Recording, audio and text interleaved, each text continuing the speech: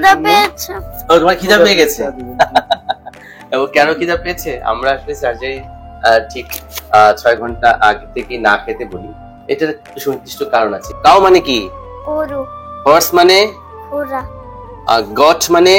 ছাগল। তো অনেক সময় বাচ্চাদেরকে আমরা কাউন্সিলিং করার জন্য, কারণ তারা স্বাভাবিকভাবে একটু ভয় পায়, তো তাদের এই ভয় ভীতিটাকে কাটানোর জন্য তাদেরকে আমরা এটা দিই।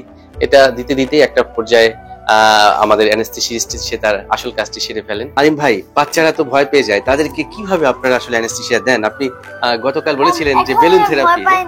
ও এই তো খুবই স্মার্ট। মূলত যেটা কাউন্সেলিং অলরেডি মোটিভেটেড, সে ভয় পায় না, তাই না? এবং আমরা কি করব?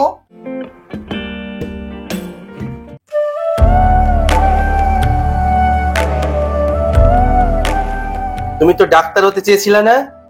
হ্যাঁ হ্যাঁ, ডাক্তার হতে চাইছো। তুমি কি কি ডাক্তার হবা? সার্জারির ডাক্তার নাকি মেডিসিনের ডাক্তার? মেডিসিন। ও, তো মেডিসিনের ডাক্তার হবে। আচ্ছা, তো আজকে একটা মানে তার কিন্তু ডাক্তার হলেও ডাক্তার ডাক্তার একটা ভাব কিন্তু চলে এসেছে। হ্যাঁ, এই যে আদিবের একটা সার্জিক্যাল গাউন পরানো হয়েছে। হ্যাঁ, কয়েকদিন আগে আদিবের এডিনোটনসিলাইটিস নিয়ে একটা আলোচনা আমরা করেছিলাম। এই যে আদিবের একটি ছোট্ট সার্জারি হবে, এডিনোটনসিলেক্টমি, যে কারণে সেই সার্জিক্যাল গাউন পরেছে। কোনটাতে অপারেশন করা? ও, কোনটা দিয়ে করব আমি তোমাকে দেখাই দিব না, ঠিক আছে? হ্যাঁ, চলো। ওইটা ব্যথা পায় না? না, ওটাতে কোনো ব্যথা নাই। যেটা আমরা কোয়াগুলেশন মেথডে করব, অর্থাৎ কাটা ছেঁড়া বিহীন, অর্থাৎ এখানে কোনো সেলাইয়ের প্রয়োজন হবে না, কোনো কাটা ছেঁড়ার প্রয়োজন হবে না, কোনো ব্লিডিং এরও কোনো চান্স নেই, কোনো রক্তও লাগবে না। তো যে ভয়টা মানে অভিভাবকরা পেয়ে থাকে যে এত ছোট্ট বয়সে অপারেশন করাতে ঝুঁকি আছে কিনা, দেখুন আমরা যে পদ্ধতিতে করি সেটা আসলে আপনাদের ভয় পাবার কোনো কারণ নেই। আমরা সমস্ত কিছুকে সিকিউর করি, কিন্তু সার্জারিটি করি, অর্থাৎ এই জায়গাটিতে ভয় পাওয়ার কোনো কারণ নেই। ভয়কে জয় করে আসলে আমরা সুস্থ সুন্দর জীবন উপভোগ করি। আমার খিদা পেয়েছে। ও, তোমার খিদা পেয়ে গেছে।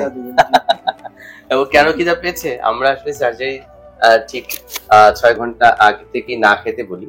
এটার একটু সুনির্দিষ্ট কারণ আছে। কেন আমরা খালি পেটে রাখতে বলি? কারণ আমরা যখন অ্যানেস্থেসিয়া দেওয়া হয় তখন কিন্তু স্টোমাকের যদি কোনো কন্টেন্ট থাকে সেটি আলটিমেটলি শ্বাসতন্ত্রে চলে যাওয়ার একটা চান্স থাকে, সেখান থেকে অ্যাসপিরেশন নিউমোনিয়া হয়ে পেশেন্ট খারাপ হতে পারে, যে কারণে কিন্তু আমরা এমটি স্টোমাকে জেনারেল অ্যানেস্থেসিয়া দিয়ে থাকি।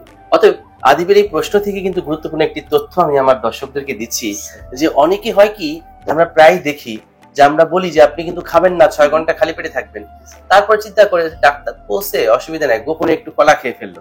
হ্যাঁ, আমি খালি পেটে আছি কিন্তু অপারেশনের 1 ঘন্টা আগে একটু কলা খেয়েছি, এরকম বলে। ওই আমি একমাত্র 1 পিস বিস্কিট খেয়েছি, এরকম কিন্তু প্রায় মাঝে মধ্যে বলে। এইটা ডাক্তারদের কাছে তখন শেয়ারও করে না। আলটিমেটলি কিন্তু শ্বাস মানে তন্ত্র যেটা আর কি, রেসপিরেটরি ট্র্যাক্ট বা রেসপিরেটরি সিস্টেম, সেটা কিন্তু আসলে থেমে যেতে পারে, আলটিমেটলি কিন্তু একটা দুর্ঘটনা ঘটে যেতে পারে। অতএব যে কোনো সার্জারির আগে, চিকিৎসার আগে চিকিৎসকের পরামর্শটাকে আসলে কোনোভাবেই আসলে ভায়োলেট করা উচিত না, এবং কোনো কিছু হাইড করা উচিত না ডক্টরদের কাছে। আমার এক সম্মানিত রোগীর অপারেশন করানোর কথা, ঠিক আছে, তো তাকে বলা হয়েছিল যে আপনি 6 ঘন্টা কিন্তু না খেয়ে থাকবেন। তো আমি আবার অপারেশনের সময় আবার জিজ্ঞেস করি যে আপনি কিছু খেয়েছেন কিনা, বলে যে না কিছু খাইনি। আমি সবকিছু সত্য কথা বলছি, ওই যে একটু আগে একটু সিঙ্গারা খেয়েছি 1 পিস। হ্যাঁ, এই কথা বলার পরই তো আমি আসলে তার অপারেশন আবার 4 ঘন্টা পিছিয়ে দিলাম, কারণ at least 4 hours need to digest, মানে কোনো একটা কিছু হজম হতে কমপক্ষে 4 ঘন্টা সময় লাগে। তো আমি কিন্তু আলটিমেটলি তার 4 ঘন্টার পর আরো 2 ঘন্টা সময় নিয়ে পরবর্তীতে আরো 6 ঘন্টা পর তার সার্জারি করেছি। অতএব এটা একটা কমন ঘটনা যে আমাদের দেশে বিষয়গুলোকে অনেকে গুরুত্ব সহকারে নেয় না। অতএব আসলে আমরা গুরুত্ব সহকারে নিব, এই কথাটাই আজকে আমার এই ভিডিও বার্তা থেকে থাকবে। Thank you. চলো চলো চলো চলো, তোমাকে এখনই স্যালাইনের মাধ্যমে আমরা খাওয়ানোর ব্যবস্থা করতেছি, ঠিক আছে আদিব?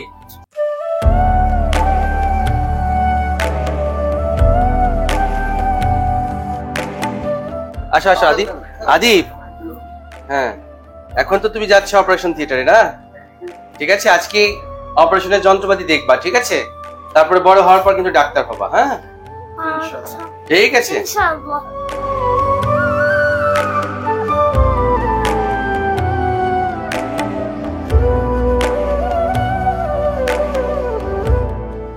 কাউ মানে কি? গরু। হর্স মানে? ঘোড়া। গট মানে? ছাগল। হেন মানে? মুরগি। ওয়াও, ক্রো মানে আখ। বাহ বাহ বাহ বাহ বাহ। ক্যারট মানে ইয়া। ওরে বাহ বাহ বাহ বাহ বাহ। ম্যাকপাই মানে দোয়েল। রোজ মানে কি? গোলাপ। ওয়াটার লিলি মানে? শাপলা। আচ্ছা, আমাদের জাতীয় ফুল কি? শাপলা। ওয়াও। জাতীয় পাখি? দোয়েল। দোয়েল। আর জ্যাকফ্রুট মানে কি? কাঁথা। জাতীয় ফল কি? জ্যাকফ্রুট। বাহ বাহ বাহ বাহ।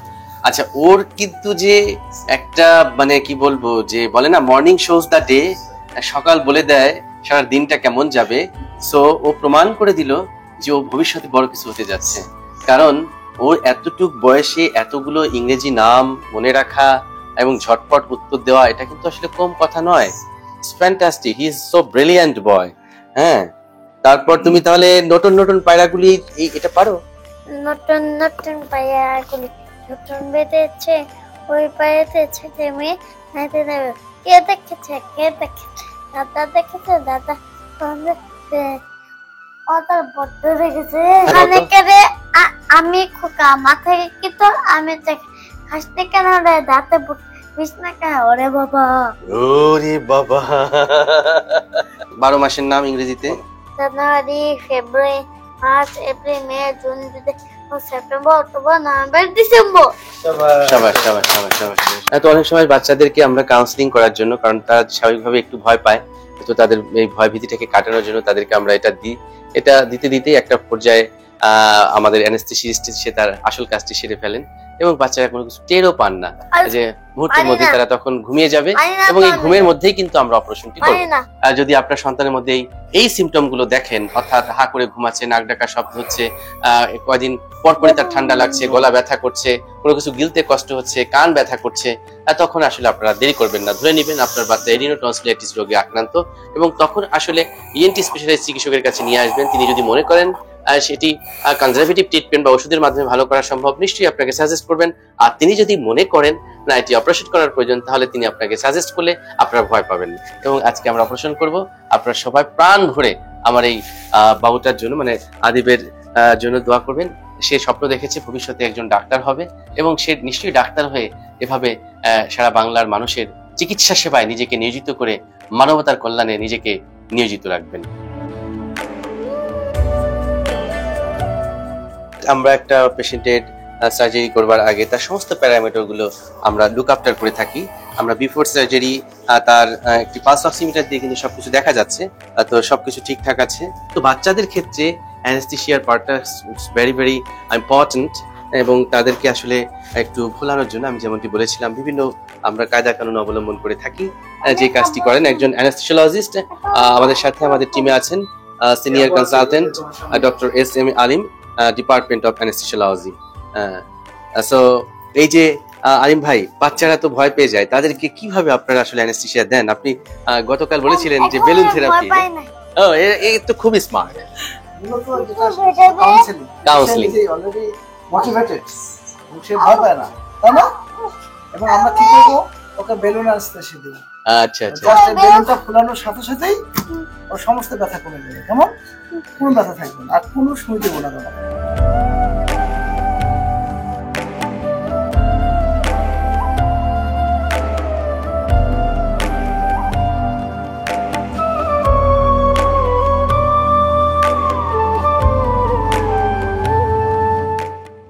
এই হচ্ছে তার দুটো টনসিল। এটা ডান পাশ ছিল, এটা বাম পাশে ছিল। আর যে নাকের পিছনে এডিনয়েড যে বলেছিলাম, এই হচ্ছে সেই এডিনয়েড। এটা কিন্তু মূলত টনসিলের মতোই। হ্যাঁ, এটা যেরকম একটা লিম্ফয়েড অর্গান, এই এডিনয়েডটাও ঠিক তেমনি একটা লিম্ফয়েড অর্গান। ঠিক আছে? সো এই লিম্ফয়েড অর্গানটি মূলত আমাদের ওই প্রোটেকশন দেওয়ার কাজে ব্যবহৃত হয়। তো যেহেতু ওর বারবার সংক্রমণ হচ্ছিল, যে কারণে ওর এটা ফুলে যায় এবং নাকের পেছনে এটি বড় হয়ে যাওয়ার কারণে যে শ্বাসতন্ত্র বা শ্বাসনালীর উপরে চাপ তৈরি করে, যে কারণে হচ্ছে দম ছাড়তে তার কষ্ট হচ্ছিল। একটা মানুষের মুখগহ্বরের আয়তন আর কতটুকুই বা থাকে, এতটুকু বাচ্চাদের। পাশাপাশি দুটো টনসিল ছিল আর নাকের পিছনে ছিল এডিনয়েড। তাহলে দেখেন জায়গা কিন্তু কমে গেছে। এই কারণেই ওর হচ্ছে খেতে কষ্ট হতো, ঢোক গিলতে কষ্ট হতো, আর ওই যে রাত্রেবেলা হা করে ঘুমাতো। তো এখন আমরা যেহেতু অপারেশনটি সফলভাবে সম্পন্ন করেছি, তার এই সিমটম আর থাকবে না। ঠিক আছে? ওর যে কষ্টগুলো হতো, হ্যাঁ, এটা এখন আর হবে না, এটা আর হবে না। ও এটা থেকে 100% মুক্তি পেল। সবকিছু ঠিকঠাক থাকলে ও 4 ঘন্টা পর আইসক্রিম খাবে। আইসক্রিম আমরা এই কারণেই মূলত দিয়ে থাকি যে বাচ্চারা খেতেও একটু ভালো লাগে, এটা একটা আইসক্রিম খাওয়ানো। তারপরে হচ্ছে যে আমরা তাকে একটু তরল খাবার দিব, অর্থাৎ আইসক্রিমের পরে আদিব খাবে হচ্ছে জুস। জুসটা যে কোনো জুস হতে পারে, সিজনাল ফ্রুটস জুসটাকে আমরা বেশি প্রিফার করি, জুসটা খাবে। এরপরে ডায়েট হচ্ছে যে আপনার স্যুপ। আমরা কেন স্যুপ খাই? যেখানে একটু প্রোটিন আছে। প্রোটিন কিন্তু পোস্ট অপারেটিভ পেশেন্টদের জন্য হিলিং এ সহায়তা করে, অর্থাৎ প্রোটিনের দরকার রয়েছে, স্ট্যামিনা দিবে। তরল খাবারটা প্রথম 7 দিন আমরা বেশি এনকারেজ করি। আশা করছি যে উইদিন 2 উইকস মানে সে 100% স্বাভাবিক হয়ে যাবে। এই শিশুটি স্বপ্ন দেখেছে বড় হয়ে ডাক্তার হতে চায়, ডাক্তার হবে, ও যেন ওর মনের আশা পূর্ণ করতে পারে, এবং আপনারা সবাই সেজন্য তার জন্য দোয়া করবেন। Thank you very much for watching this video. আর অবশ্যই আপনার বাচ্চার প্রতি আরো বেশি যত্নশীল হবেন।